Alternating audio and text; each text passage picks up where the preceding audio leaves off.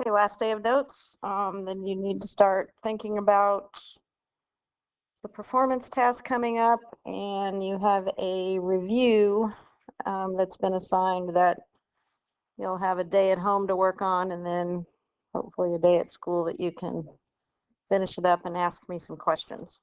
All right, so we're going to review domain, kind of a big topic, and then look at just the different sets of numbers as we go forward.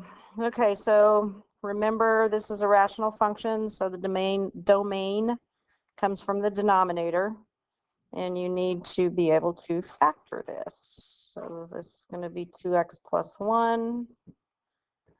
Again, the lead coefficient is prime, so you should be able to factor this in your head. So that has to be a 3x and an x. Also makes it easy because 5 is a prime number, so the only choices are a 1 and a 5 or a 5 and a 1.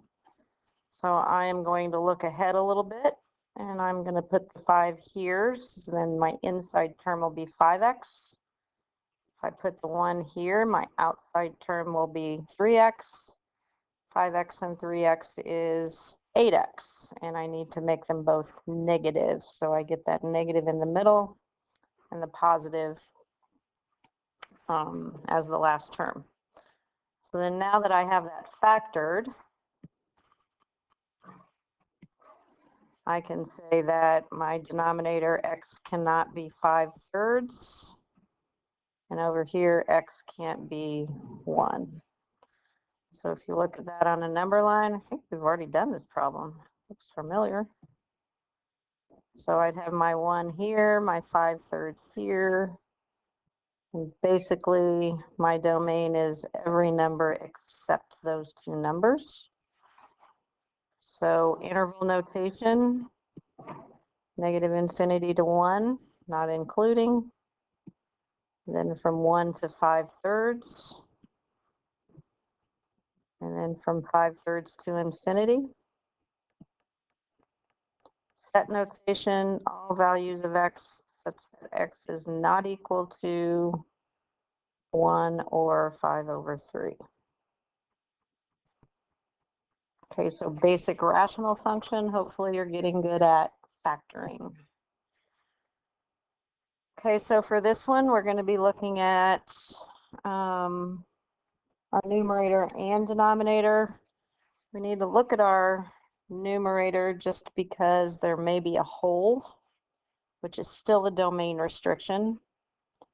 And it's also good practice with factoring. So for my numerator, that one's pretty easy. I get x plus 4 and x plus 3.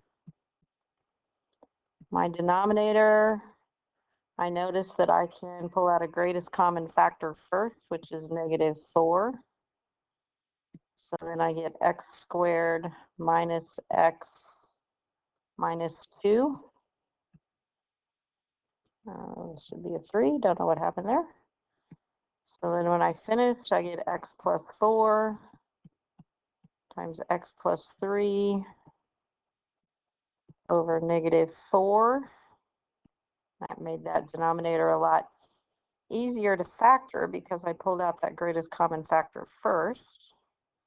So I need an x and an x and a -2 and a +1.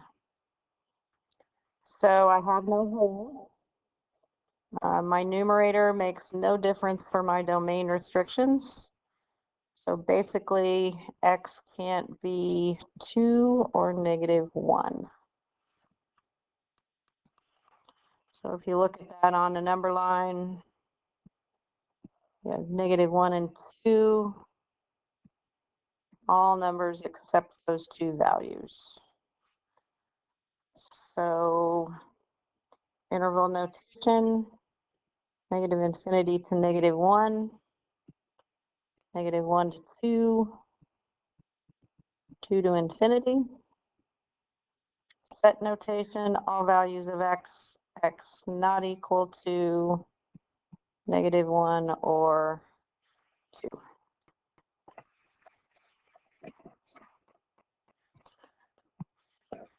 Okay, so one more. looking at our radicals. So remember, radicals themselves, even roots, the radicand, or the number underneath the radical, has to be 0 or greater. But in this case, it has to be greater than 0 because I can't have a 0 in the denominator. So if I just look at this piece of the puzzle right here, I say negative 2x minus 4 has to be greater than 0. If it's equal to 0, the function's undefined. So I get negative 2x greater than 4. Divide both sides by negative 2. Don't forget to flip your sign. So x has to be less than negative 2. So interval notation, negative infinity to negative 2. Set notation x such that x is less than negative 2.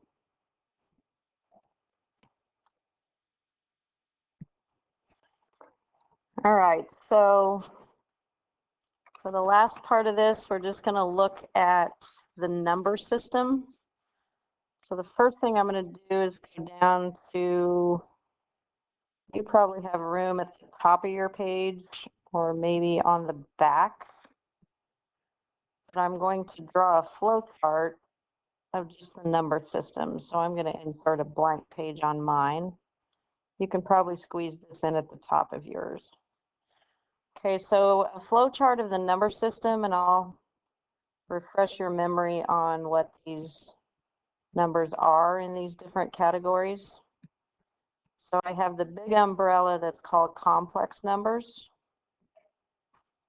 Okay, so that is basically any number that you can think about, real and imaginary. So complex numbers split off into two categories. You have real, and you have the non-real or the imaginaries. Okay, so once you get to the non-real part of complex numbers, they don't break apart anymore. Your real numbers break into smaller units. We have rational numbers, a number that can be written in fraction form.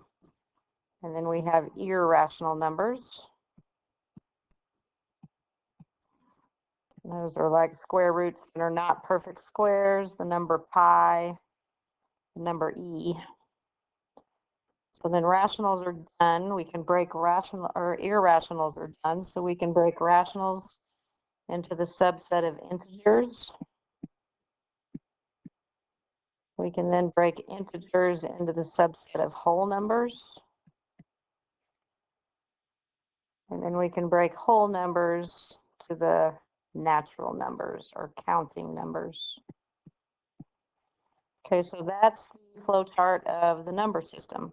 All numbers are complex, and then they break down into smaller categories. Okay, so just by definition, complex numbers can be written in the form a plus bi. This is your real. This is your non-real.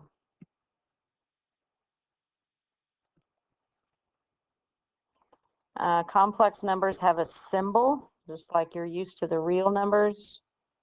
Complex number symbol, if you go into like discrete math, you might see some of these number symbols.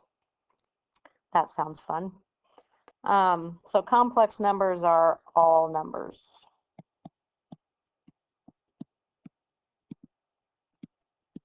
Real and imaginary, any number you can think of. So then we'll go over here to the real numbers. We should all know the symbol for real numbers. We've used it before. So the real numbers are numbers with no imaginary components.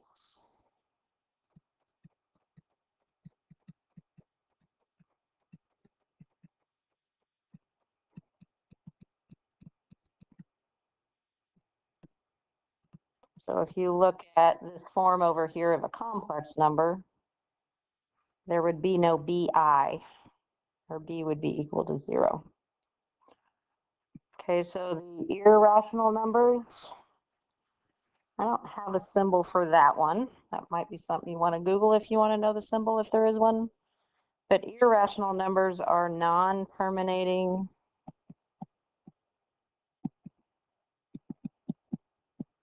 non-repeating numbers.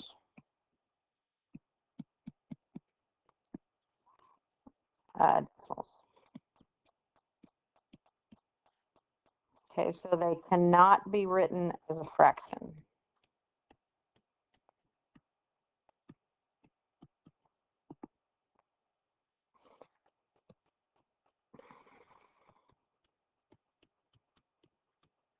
That fraction would have to be a ratio of two integers.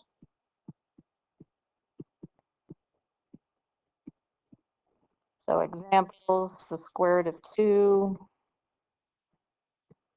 negative square root of 7 pi, and that e number that we used in logarithms.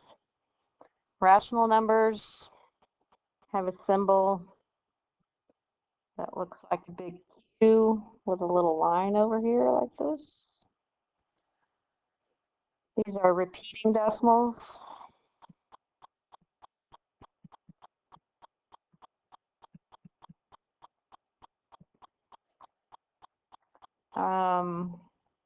These can be written as fractions.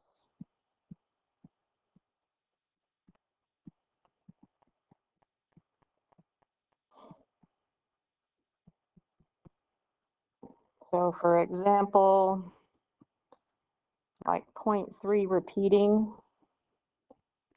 is the fraction 1/3. 0.16 with the 6 repeating is 1/6. The number, just a basic fraction, or the number 5 can be written as 5/1 or 10/2 and so on and so on. Okay, so integers are a subset of rational numbers. So their symbol is a big capital Z. Kind of looks like that. So these numbers are all whole numbers and their opposites. So -2, -1, 0, 1, 2, and so on. Natural numbers have a symbol of a capital N. All these symbols have a double line, and these are just counting numbers.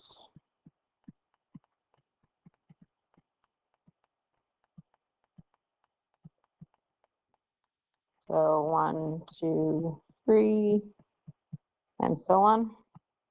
The one that's missing on these are whole numbers.